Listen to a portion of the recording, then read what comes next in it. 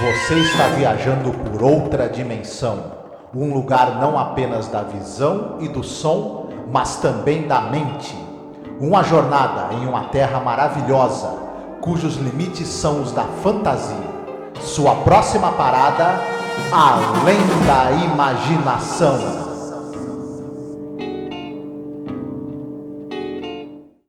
Next stop, the Twilight Zone.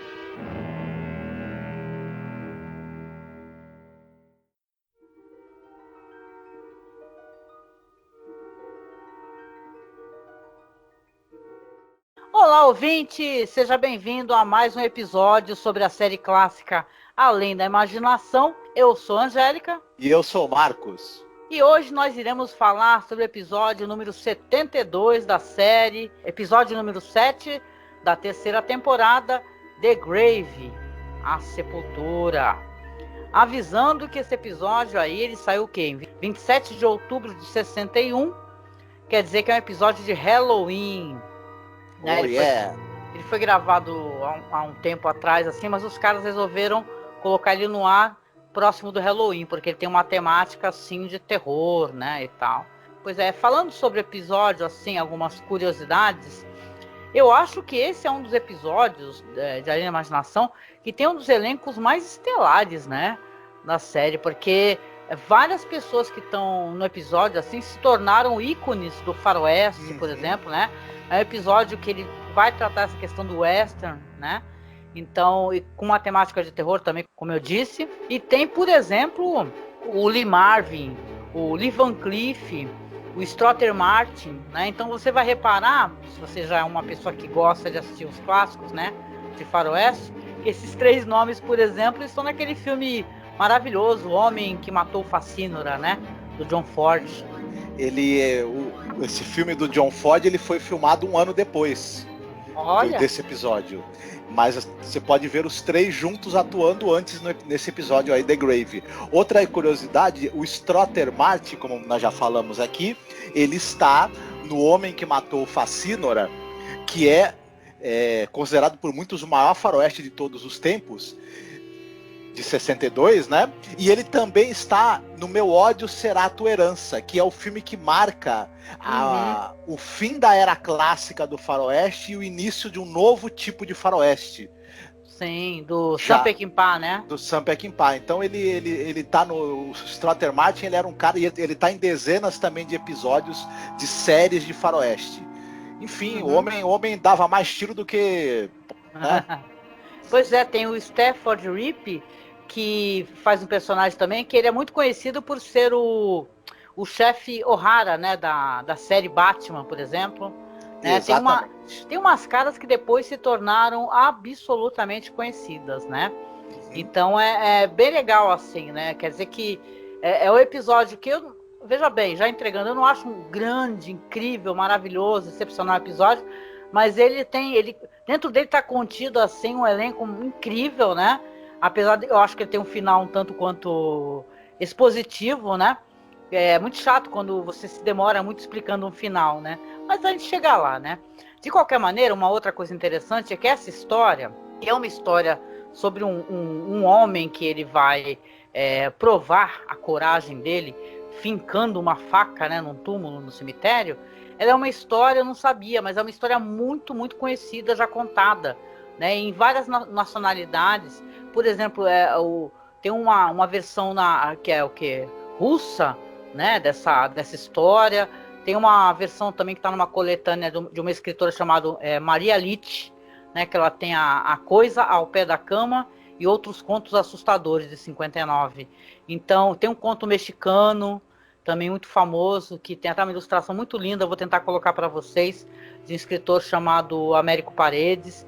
Então é uma história que eu não sabia, apesar de eu achar uma história um tanto quanto muito fraquinha, assim, da imaginação, ela é aquelas histórias do inconsciente coletivo, sabe? De você ter aquele negócio de, preciso provar a minha coragem, né? Vou fazer isso, né? E tal, e vai dar alguma merda, né? No Brasil é famosa uma versão dessa história do cara que é desafiado, também do jovem até, né? que é desafiado a passar a noite no cemitério, e ele acaba tendo um ataque cardíaco porque quando ele chega, ele se aproxima de uma tumba, ele imagina que uma mão do morto sai da tumba e começa a puxar a blusa dele. Quando encontram ele no dia seguinte, ele tá com um graveto preso na blusa. Ah lá, parece muito com essa história também, né? Viu como o negócio tá no inconsciente coletivo, né? Essa temática, assim, esse folclore, né? Então é um episódio interessante. É um episódio dirigido pelo Montgomery Pittman e também escrito por ele, né? Então a gente comentou um pouco sobre o Montgomery Pittman no primeiro episódio, tá? Falando um pouco sobre a carreira dele, então acho que a gente não precisa se repetir, sim, né? Ele é um cara com muita experiência em western. A gente não tinha citado exatamente esse detalhe da outra vez que a gente falou, porque o episódio que a gente comentou que ele tinha dirigido não era um episódio com a temática de western, mas ele é um cara que tinha uma experiência muito grande com episódios de western, de faroestes na TV, né? Sim, sim. E essa questão do western até é muito estudado, né? Porque houve uma época do cinema que existia muitos filmes de faroeste, tinha um público imenso, né? Esse negócio do cara que ele vai desbravar, né? Vai ter que enfrentar os índios, né? Sempre teve essa temática meio, né? Os índios vilões, né? Que é sempre... Hoje em dia a gente reflete muito essa questão, né? Mas aí, conforme o tempo foi passando, lá para os anos 70, acho que 80, aí foi reduzindo, né, a quantidade de western, né? Essa história o pessoal fala que meio que subverte, né? Porque você tem essas histórias de western, costumam ser contos morais, né? Até mesmo como esse que eu mencionei, esse filme, O Homem que Matou Facínora. Tem aquele The Searchers, como é que saiu em português? Rastros de Ódio. Rastros de Ódio, né? Que acabam tendo finais até meio trágicos, né? São anti-heróis. Então, de qualquer maneira, essa história ela é meio que subverte essa questão, já que vai para um lado de terror, né? Então, eu acho interessante. E uma curiosidade também, já que a gente comenta, é que para a versão na rádio, que saiu na época, foi estrelado pelo Michael Hooker, que quem conhece, né, gente, é o Merle do The Walking Dead, fez a versão para a rádio, e deve ser muito interessante, porque o Michael Hooker tem uma voz, né, Marcos? Linda, rouca, né? Sim, deve ter ficado muito bacana. Não, eu queria escutar esses episódios para a rádio, porque devem ser muito legais, né? Lembrando aqui que o Montgomery Pittman, ele vai ter alguns episódios interessantes, já teve alguns, na verdade. O Real Marciano, Por Favor, Se Levante, que a gente comentou na temporada passada. A gente falou de Two. Vai ter mais pra frente o Dead Man Shows, né? Então, ele tem alguns episódios bem intrigantes, interessantes assim, da série. A gente acabou não falando, tem uma personagem feminina na história que vai ser importantíssima pro desfecho, a presença dela, e ela é a atriz, a Ellen Willard. Ela é uma atriz basicamente de televisão, tá? Aparece em muitas séries. A gente poderia destacar talvez a participação dela na série do Agente da Uncle, por exemplo, né? Interessante. Mas ela é uma atriz que tinha uma carreira já bastante expressiva na televisão, coadjuvante, né? Em várias séries. Certo. E aí, vamos para a sinopse? Você faz a sinopse hoje? Sim. Inclusive, vocês me perdoem, né, os ouvintes, mas a sinopse tem alguns detalhes que vão ficar engraçados, né? Não, acho que engraçado é que a gente descobre, quando tá ficando velho, que a gente continua na quinta série, né? Ela nunca sai da gente. Depois a gente explica. Certo. A história gira em torno de um cara chamado Connie Miller. Ele é um sujeito durão, caçador de pistoleiro, caçador de recompensas, e ele é contratado para prender ou matar, enfim, tirar de ação um pistoleiro, um bandido chamado Pinto Sykes. Esse cara, esse criminoso, ele nasceu numa pequena cidade e ele inferniza a cidade com os crimes dele. E em um belo momento, o Pinto sai da cidade para cometer crimes ao longo da região, e o pessoal da cidade, aproveitando que ele não está mais no local, ele saiu para cometer crimes, contratam esse cara, o Connie, para tentar segui-lo e acabar com ele. Ocorre que o Connie não consegue encontrar o cara. Eu pensei que você ia falar, não consegue encontrar o pinto. Não, se eu começar vai virar uma palhaçada só. Então, eu vou fazer uma piada mais pra frente de novo, mas por enquanto eles contratam o Coney, que é um cara vivido pelo Lee Marvin, só que ele não consegue nunca encontrar o bandido. Nesse meio tempo, o bandido retorna pra cidade, eles ficam sabendo que ele vai voltar, e aí os próprios caras da cidade juntam 8 caras pra quando esse bandido voltar, eles mesmos enfrentarem. E eles acabam entrando num tiroteio com ele.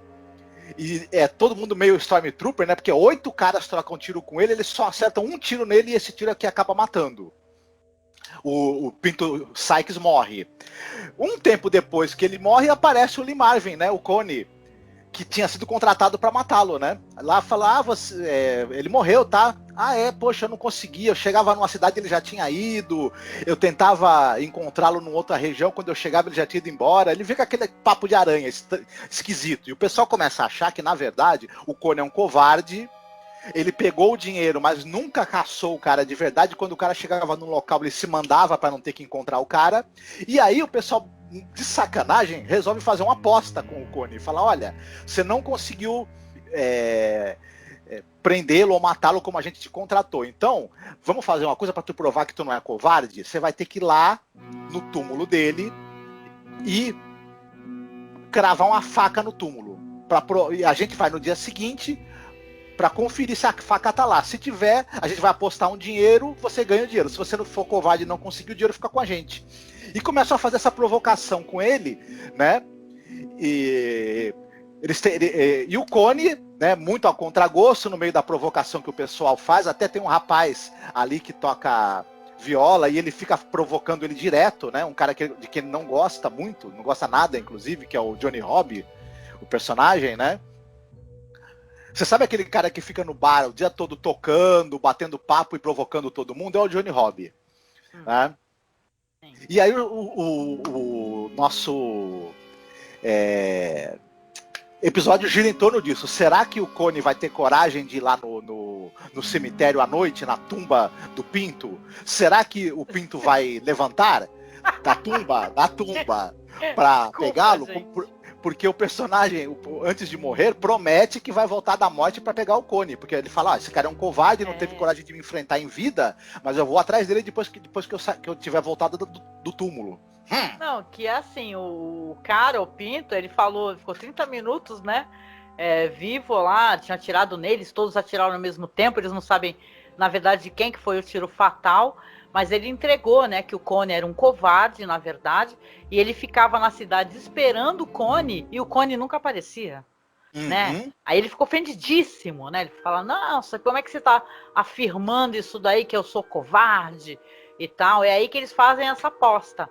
Então, esse episódio, ele tem toda essa abertura, assim, esses diálogos, e essa preparação, ela é muito interessante. Né? Sim. O jeito como é filmado, tem uma filmagem muito interessante, porque um cara em primeiro plano, tipo faroeste mesmo, né? E o outro mais ao fundo, né? Lembra aqueles diálogos, assim, até de meio novelescos, né? Então é muito legal, porque se você tem... o Lee Van Cleef mesmo, ele tá até diferente, porque você sempre lembra dele de bigode, né? Que ele tem aquele bigode fininho, né? E aqui ele tá sem bigode, né? Então ele fica com aquela aparência assim, você quase não percebe que é o Lee Van Cleef, né? Um cara tão famoso, né? Sim. O Lee Marvin, ele é a grande estrela desse episódio. E entregando já, porque não tem problema em entregar, esse é um episódio que, claro que tudo vai dar errado pro Coney, né? O Coney vai fazer essa aposta, onde ele pode receber $20, que nessa época seria uma grana, né? Tem o lance da irmã... 80 porque realmente um outro pessoal se junta também na aposta, né? Aí aparece a irmã do cara, que ela é uma personagem assim meio troll, né, na história. Ela fala assim, meu irmãozinho querido. Uma hora ela aparece com um prato, né, no final, né. Ela aparece com um prato, que esse prato é o pratinho que ele comia, né. O cara é um psicopata, e a irmã dele fica, mas esse pratinho que ele comia quando era criança. Então você vê que ele é um cara, como ele cresceu naquela cidade, as pessoas meio que tiveram que se livrar dele, né, porque eles falam que foram levar ao xerife, que ele estava aprontando essas coisas, roubando e tal. Só que o xerife não falou que não podia fazer nada. Ele falou que eles iam ter que se virar. É aí que todos eles decidiram. Isso é interessante, fazer essa emboscada, né? Que o cara tá no meio da rua, assim, tem muita gente escondida, né? Então escondido atrás de vagão, escondido atrás de prédio, atrás de janela. E é meio, eu lembro até um pouco, né? Até para quem conhece aquele outro lindíssimo faroeste, que é o Tesouro de Sierra Madre, que tem um momento que o personagem ali do Humphrey Bogart, né? O Walter Houston, que é o Howard, é o Dobbs, o Howard e o Bob Curtin, que é o Tim Holt, né? Que eles decidem matar uma pessoa, né? E eles falam, então a gente vai ter que fazer isso todos ao mesmo tempo. Então na cidade eles meio que fazem isso também, né? Eles resolvem todos atirar ao mesmo tempo, porque ninguém não vai saber, na verdade, quem foi que matou. Sim, né? Mas isso tem um elemento muito forte de desconstrução desses mitos. Isso é interessante, porque se a gente pensar, você tem o bandido perigoso, né, o bandidão, só que aí ele acaba sendo morto num tiroteio com outros 8 caras, é todo mundo ruim de pontaria, porque só acertam um tiro nele, quer dizer, o bandido perigoso é morto por um monte de Zé Ruela, na verdade. Todo mundo é Stormtrooper na cidade, isso, né, atira mal pra caramba.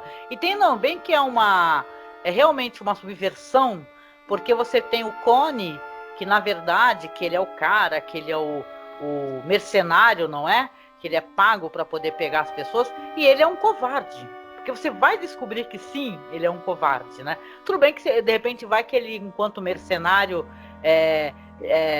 mediante seres humanos, é uma coisa, mas confrontando ali um aparente sobrenatural, né? Aí talvez ele fique com medo, né? Por quê? Porque o Connie, ele vai pro cemitério.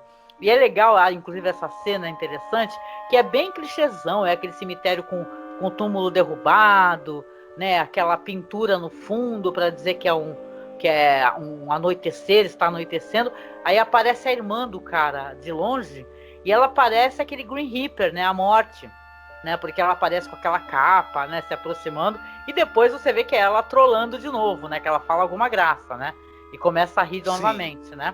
Aí ele vai lá, localiza o túmulo e vai, né? Lentamente encrava a faca. Quando ele faz, é isso que nessa cena eu também acho que não ficou bom, né? Mas aí opinião minha, né? Que você tem, para você não mostrar o que está acontecendo, você tem que fazer um recorte do Lee Marvin que não mostra a parte de baixo, né? Se ele vai encravar, só que você não pode ver o que está acontecendo. Por quê? Porque tem esse desfecho e tal, tem toda essa exposição para contar o que realmente aconteceu.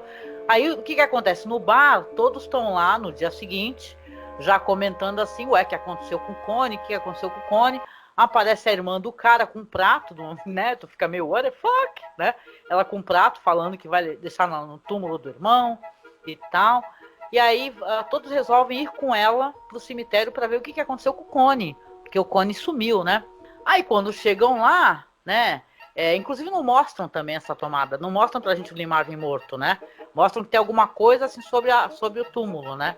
Mas mostram uma coisa, mostram que a capa dele, é por isso que eu achei interessante essa história que você contou, que a capa dele ficou presa na faca, né? Então meio que o cara morreu do coração ali, né? Ele pensou que na hora que ele encravou a faca, o morto foi lá e segurou, né, a roupa dele, né? Então é igualzinho a história, ou seja, a história que você contou, ela é literalmente o que é de que ano que é essa história que você contou aqui do Brasil? E da onde, eu não sei dizer. É o que? É esses casos especial? Não, eu escuto essa história aí desde que era moleque, na verdade. Interessante, tá vendo? Tá no boca a boca, olha que interessante, né? Então a história é exatamente isso. Ele cravou a faca, só que aí vai vir um lance do vento, né? A explicação do vento. Ele cravou a faca, só que ficou preso, né? E ele morreu do coração de medo ali, achando que foi... Porque tem a gente não falou, mas tem um lance do cara, que é o vilão aí, o Pinto Sykes, né? Ele pegou e jurou que iria voltar para pegar o Connie. Ele falou assim, esse cara é um covarde, esse cara é um cagão, eu vou voltar, manda ele lá no cemitério que eu vou voltar para pegar ele. E aí o Connie já foi, né, achando que, né, o bicho ia pegar, né, The Walking Dead. Uhum, exatamente. E aí ele, né... Aí vai começar a explicação, né? Alguém vai falar assim, né, vai falar para a irmã, fala assim, olha, eu acho que foi o vento, né? Na hora que ele foi encravar a capa, né? Foi o vento, não pode ser, né? Foi o vento, vai ver que na hora que ele foi encravar, o vento prendeu a capa dele, né? A irmã dele fala assim, nossa, mas o vento estava para qual lado? O vento está para o mesmo lado que está agora, né? E qual lado que é? Ah, para o sul.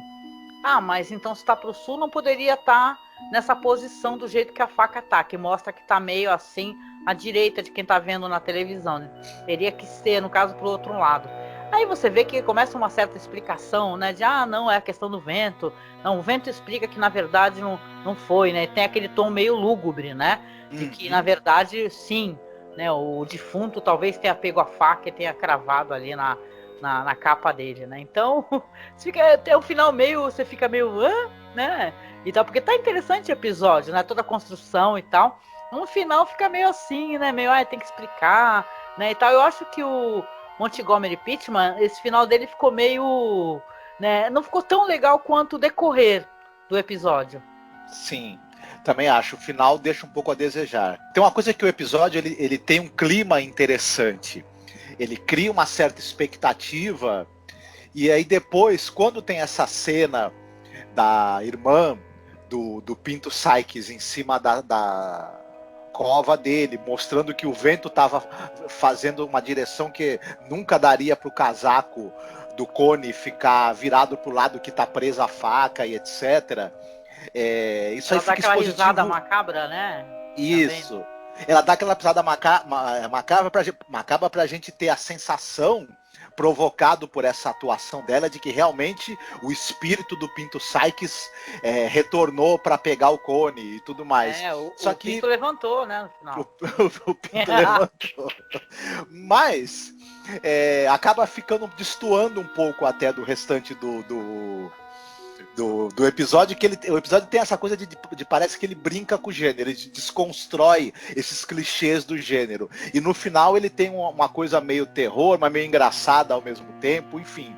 Não sei se as coisas encaixam direitinho. Não, e eu fico um pouco com pena desse personagem do Lee Marvin, que é um personagem tão legal, a interpretação dele tá tão boa, né? Eu até recordei, porque a gente gravou também sobre aquele filme incrível dele, né? Que é o Imperador do Norte. Que é sobre os trens, né, na época da Grande Depressão, que é um maravilhoso, sim, sabe? Incrível.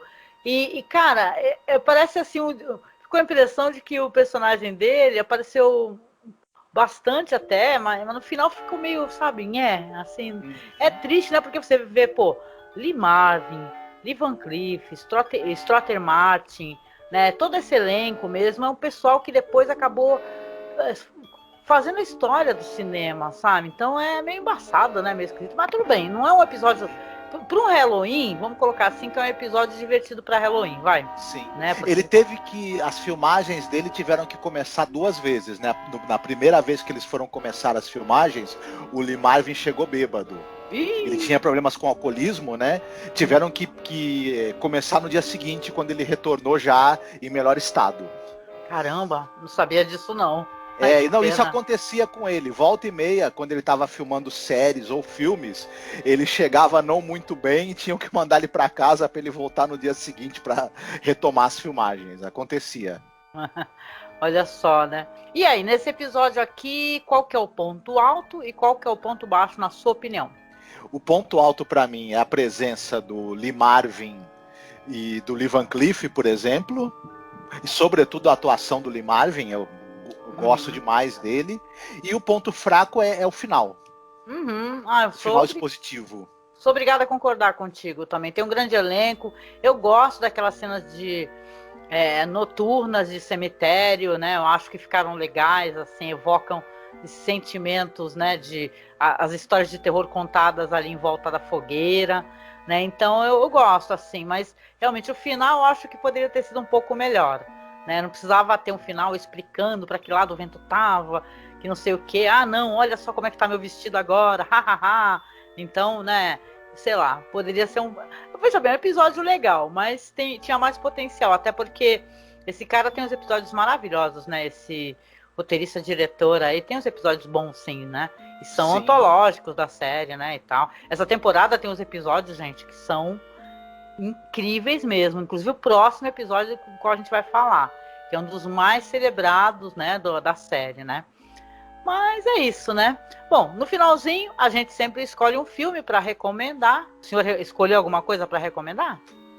Escolhi, eu não vou me estender muito, mas eu vou ter que dar uma pequena explicação antes. Nos anos 60 e 70, tinha uma série de filmes do Western Spaghetti com um personagem chamado Sabata. O Sabata era um pistoleiro, caçador de recompensas, mas ele era um cara também que tinha um código de honra muito grande. Então, ele volta e meia aparecia ajudando as pessoas, ajudando quem estava sendo oprimido por... Quando tinha algum fazendeiro mau caráter oprimindo as pessoas da região, quando tinha alguma cidade que estava sendo oprimida por criminosos, volta e meia o Sabata, esse personagem aparecia, né, para resolver a situação. Esse personagem tinha uma característica muito divertida nos filmes. Ele usava umas armas diferentes, uns gadgets. Então ele usava armas que tinham o cano cortado, que ele escondia no sapato. Ele usava aquela arma bem pequenininha que ficava escondido dentro da manga.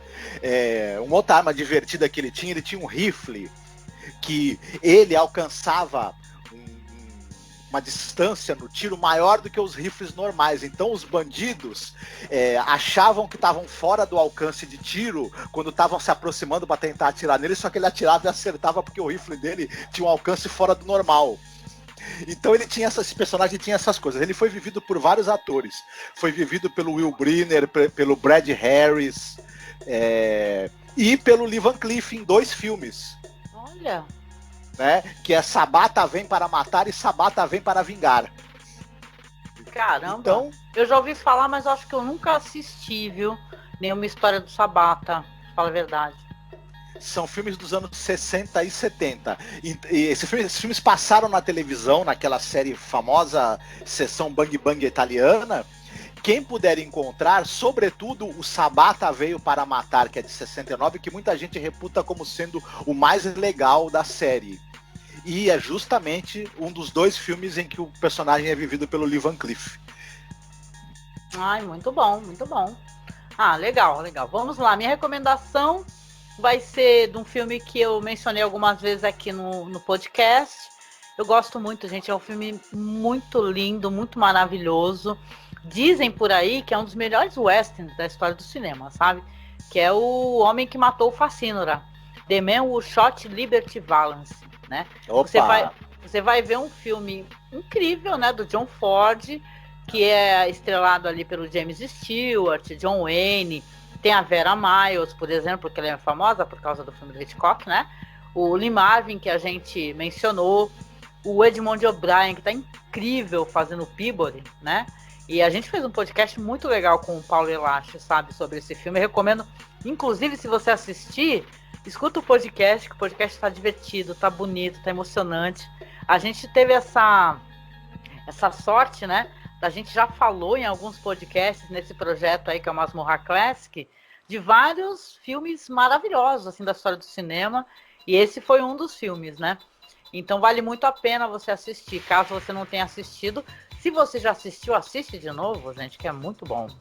Muito legal mesmo, né? Então, e aí? A musiquinha que vai tocar no final, no nosso MP3, tá? Que você tem que acessar o site, tá? masmorracine.com.br ou Spotify, tá? No nosso feed e tal. É a música que você vai escolher dessa vez, né, Marcos? Qual música você escolheu? Eu não vou inventar a roda nessa escolha de música que eu vou fazer. Vou ser meio óbvio, mas é uma música que eu adoro e eu sei que muita gente gosta, que é do Raul Seixas, Cowboy Fora da Lei. Ah, mó legal. Eu não sou besta pra tirar uma de herói. É boa aí, ó. Tem até a ver com esse negócio do cara que não quer morrer à toa, né? Uhum. Muito bom, muito bom. Ah, legal. Então, fica aí pro final, um Raul Seixas pra vocês. Eu quero agradecer, gente, vocês estarem com a gente aqui, nos acompanhando nessa revisão maravilhosa da série clássica de Além da Imaginação. Eu quero tirar um elefante dessa sala aqui, Marcos. Eu vou te intimidando, como as pessoas adoram ver, né? Eu fazer, né? Porque eu fico te pressionando, né? Quando a gente terminar essa temporada aqui, a gente pode gravar sobre a segunda temporada dessa série nova do Jordan Peele? Vamos gravar? Quem sabe um podcast só? O que você acha? A gente assiste todos e depois fala sobre os episódios. Então, a promessa tá aqui, hein, gente? Nesse podcast, que as pessoas perguntam no grupo e falam, pô, vocês não vão falar da segunda temporada da série do Jordan Peele? Eu falo, sim, eu quero fazer, só que o Marcos ainda não assistiu. Então o Marcos se comprometeu a assistir e gravar, tá? Então, tá feito o negócio aqui. E eu quero, claro, agradecer para vocês, a sua companhia, pedir, por favor, se você não acessou, acesse a nossa página no Facebook, que é facebook.com/masmorracine. Tem o nosso Twitter, que é @masmorra_cast. E como eu venho falando, tem o nosso Instagram, gente, que é @masmorracine. Agora a curadoria do William Funchal, um beijo para você. Esse nosso amigo William, que é um ouvinte da gente, é um amigo, se tornou amigo da gente, né? É muito próximo. Você faz uns vídeos tão saborosos, né, Marcos? Assim, ele faz sobre as mulheres, a imaginação e tal. Então ele coloca os vídeos no grupo, coloca no Facebook, tá colocando agora no Instagram também. Então, pô, dá aquela curtida, segue a gente no Instagram, prestigia o trabalho do nosso amigo William Funchal, tá? Que agora tá fazendo essa curadoria, ajudando a gente, né? E se você puder, se você quiser, seja o nosso padrinho ou seja a nossa madrinha. A gente tem um perfil lá no Padrim, tá? Que você pode doar algum valor para ajudar a gente a manter o nosso trabalho aqui, que a gente faz com muito carinho, com muito afeto, tá? E serve para que a gente consiga ter o nosso servidor em dia, pago, nossos podcasts no ar, nosso site no ar. Então a gente agradece todos os nossos padrinhos, todas as nossas madrinhas. E se você que ainda não é nosso padrinho ou nossa madrinha, por favor, se você puder, seja nosso padrinho, tá? Ou madrinha. E também temos nosso perfil lá no Colabora Aí. Mesma coisa, você pode também doar algum valor para nos ajudar lá, tá? E a gente deixa um beijo gostoso aqui e a gente se encontra no próximo podcast Além da Imaginação, né, Marcos? Isso mesmo, fiquem bem, se cuidem. Beijo, tchau, tchau. Fiquem bem.